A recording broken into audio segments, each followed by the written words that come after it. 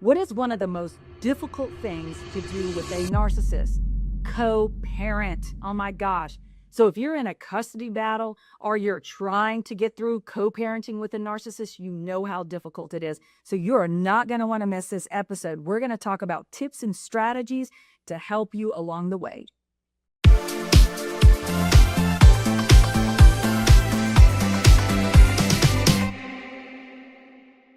Welcome to the Victim to Warrior podcast. Warrior Talk. We're John and Melissa, and we are both narcissistic abuse survivors, and our mission is to help other survivors reclaim and rebuild their lives.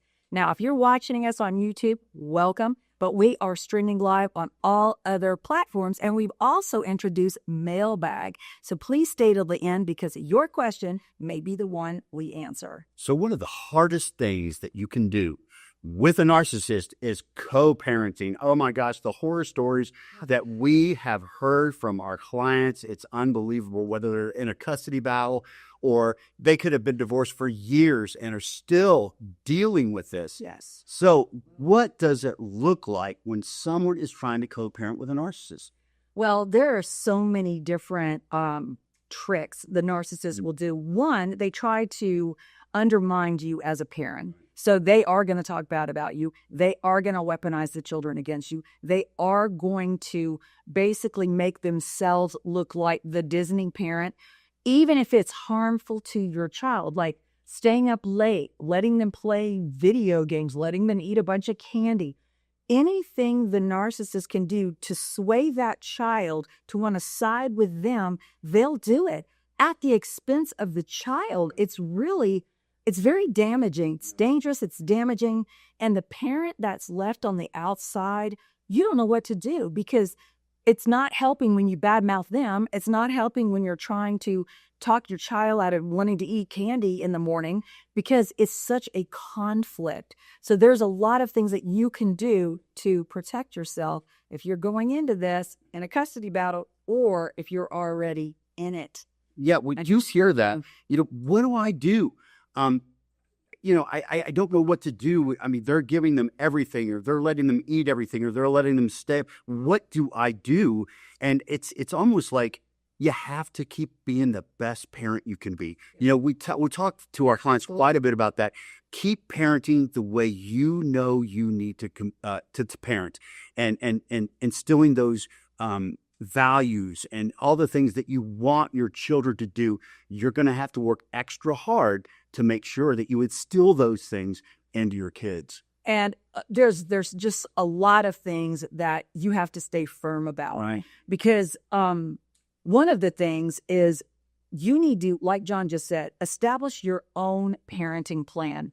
Avoid collaboration with the narcissist because anything that you try to do that looks like you're trying to be cooperative, they're going to use it against you. Think about your relationship and why that got destroyed in the first place. They haven't changed. Communicate about essential matters only, medical, school, emergencies. Use written communication only, either email or a co-parenting app, which we highly recommend to our clients. Yeah, let's talk about that for a minute because this can absolutely save the situation. Yes. We always recommend Our Family Wizard. It's the #1 co-parenting app that's out there. And in the U.S. Yeah, and it's in the U.S., right? And it's approved by many states and courts throughout the United States. Yeah. So we highly recommend that. We're going to put the link to Our Family Wizard below in the description. Click on that link and it will take you to the website and you can find out all about the app and how you get it approved for your situation. And you can actually add, if your child is having to go through counseling, you can actually add the counselor to Our Family Wizard app. I'm on many of my clients' apps because sometimes the interaction is devious or they're not sure if they're being set up or trapped.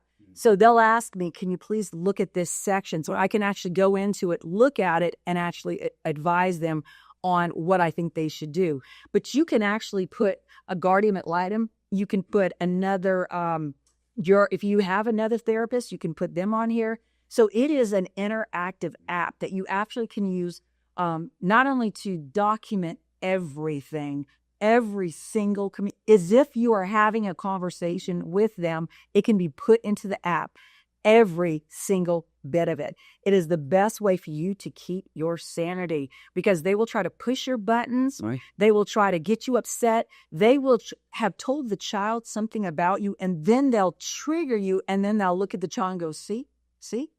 It's really devastating because they don't care about the child. And so when we're talking about communicating and keeping your boundaries, one of the things I suggest, don't go to events with them. If you both want to go to an event that the child is going to be in, go separately, sit separately. You're not connected with this person anymore except through the child. So don't let them make you nervous. Don't let them ruin your time with your child. It's a separate situation. Arrive separately, sit separately, even if you need to take somebody with you just to give you moral support. Right. Set boundaries. Oh my gosh. Let's talk about that. Oh. Exchanges. Oh, yeah. Oh, how many horror stories we've heard with exchanges where they come over to your house, and guess what? They come in without being invited. Yeah, barge in. They barge in, or they're there when you get there because they know where you hide your key. Or better yet, they don't leave, or they want to argue about something. Don't ever exchange at your home. No. Or their home. No, pick a public location where you're going to be safe, or bring somebody with you. You don't have to go to their house. They certainly don't have to come to your house. But make sure this is in your co-parenting plan. Just about every single court system in the entire country requires a parenting plan. So it sets boundaries. So this is something you can either amend if you already have one and they're breaking every single bit of it, or you can create it. But having those exchanges be somewhere neutral where there's people around so they can't start a fight, they can't push your buttons. It's literally an exchange, and that's it. That is the safest place to do. You know what I love about what we're talking about here is we're really trying to protect the victims here. Yeah. The children as well, but also you. Yes.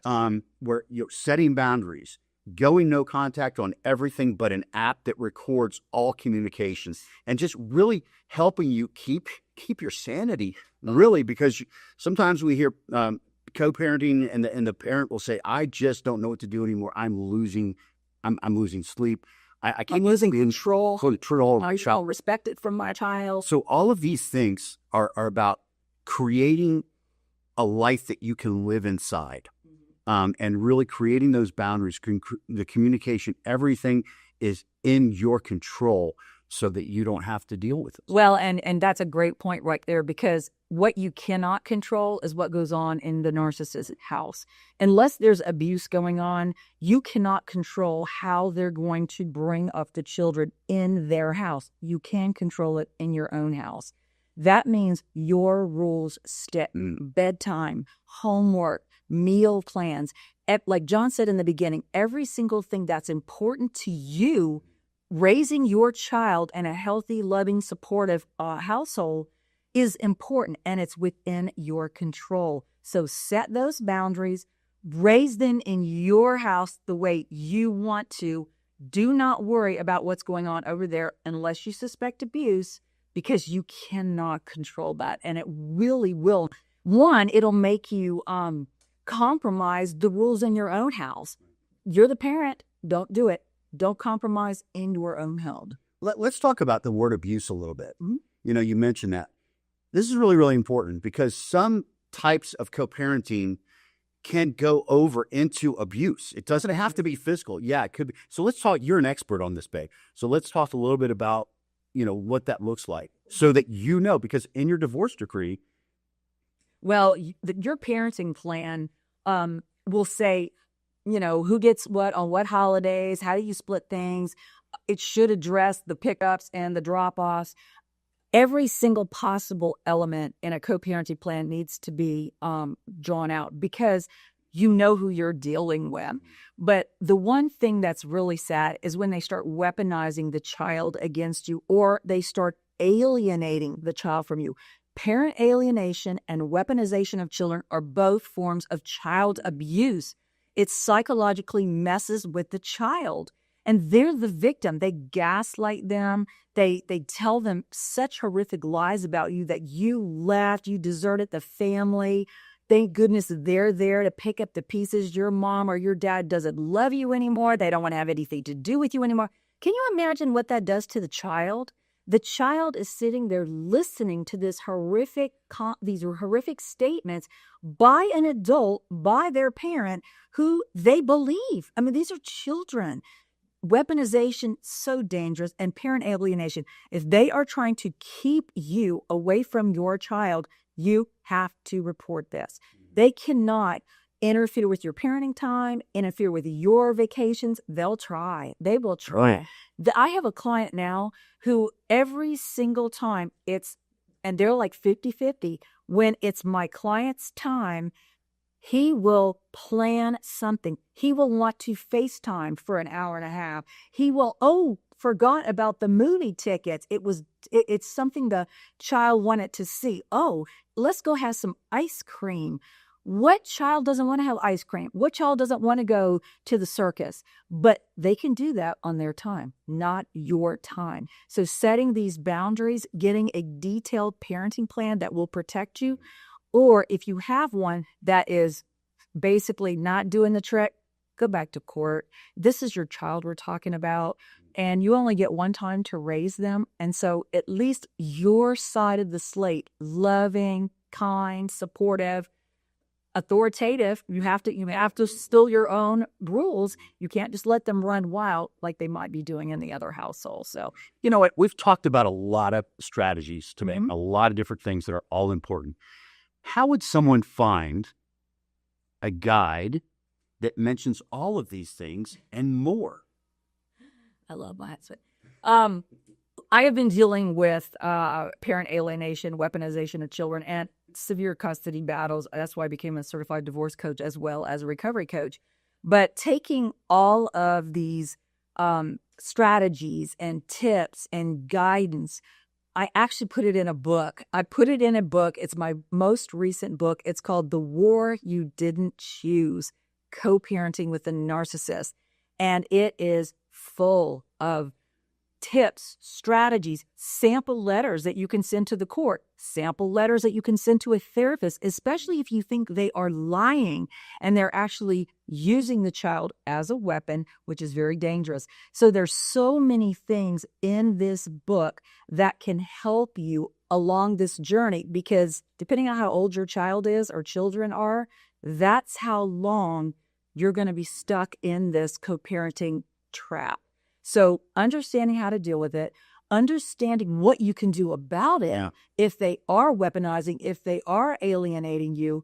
This is something you don't want to sit back and let it get so bad that you lose control of everything. Because remember the relationship you were in with them. Remember what we did. It happened slowly, subtly. All of these things started happening. And then once we realized it was too late, we're trapped, we're stuck, we're trauma bonded. That's what they will do with your child or your children. So you can't ignore these things. You can't let them start subtly chipping away at your relationship with your children. That is something you have to fight tooth and nail to protect. And my book covers all of it. So we'll put the link below. The War You Did. It's on Amazon right now. Oh, yes. Yeah. I love that title, though. Yeah, and it's true. Yeah, is that your resist war? And you're in a war. But so now you have to fight to win, because your kids deserve it. Yeah, they're the most important. And until you start understanding what you're dealing with, document everything, write everything down. Even if your child is saying something like the same client, her child came home and said to her, Mom, I'm tired of being secretive. This child's 9 years old. I'm tired of being secretive. Have her fathers. Well, she just said that phrase. I'm tired of being secretive. So this child was basically, the other parent was carrying a lot of secrets. It's a secret. Don't tell your mom. It's a secret. Don't tell. It's our secret. It has stressed this poor 9-year-old out so bad. She just sat there and said, I don't want to be secretive anymore. It's almost like the weight of the world is on this child's shoulder. And that's when my client realized there are some really terrible things going on in that other household for a 9-year-old to say, I don't want to be secretive anymore. So you have to listen for these changes in behavior. What's going on? How are they different? Document them. Keep a journal. Even if you have to record your own child talking about things, just so you have it and you can actually bring it up in case you need to go back to court. The more documentation you can have about weaponization, alienation, gaslighting, etc., the better you're going to be equipped to fight for your child. Right. Let's hit the mailbag. No, let's all right. Mailbag. Oh, one more thing I do want to say. Try to detach emotionally from this. It's going to hurt your feelings. It's going to anger you. It's going to make you feel helpless, bewildered, like you cannot escape their control. Even though you're divorced, they're still trying to control you. Setting your boundaries, making sure you are taking care of yourself, you're prioritizing yourself. Your nervous system doesn't need to be in a chaotic mess anymore. So prioritizing your self-care is so important because it gives you strength, it gives you clarity, it lets you think with a clear thought rather than constantly being anxiety ridden. Remember how it felt when you were in it. Don't let that be part of your life now. So you got out for a reason. Yes, you got out. So didn't want to have to deal with this anymore. Yes. So I needed to say that because there's so many people out there that are like, I just can't take it anymore. I thought the divorce would, be the end and I could live my life. Not if you have children together, but you actually can set those boundaries and you can stick to them. Journaling and empower yourself. Writing things down, prioritizing your self-care, exercising. Don't let them control your life. You're divorced for a reason or you're apart for a reason. So, okay. Yeah. All right. We wanted to select questions from our mailbag that kind of dealt with this episode. Yeah. And about this topic. Yeah. Head parenting, because we get so many questions. So we wanted to have questions that were really appropriate for this. So hopefully these will help you. How do I protect my child emotionally when the other parent is using them as a pawn during a custody battle? Well, there you go. Sorry, I'm not wearing my glasses. We talked about weaponization. Instilling in your child the truth as far as what you're telling them. Do not badmouth the other parent. Do not try to go tit for tat with the other parent. You want to be the supportive, loving, caring parent. So letting them talk about what is bothering them, what is worrying them, talking about the change of behavior, just like our client, the daughter saying, I don't want to be secretive anymore. The mother was able to actually jump into that conversation and said, well, what do you mean secretive? And handling things in a delicate way by trying to listen to what your child is saying, instilling the protection, security, love, support, all of those things that you want for your child. That's what your child needs to hear from you.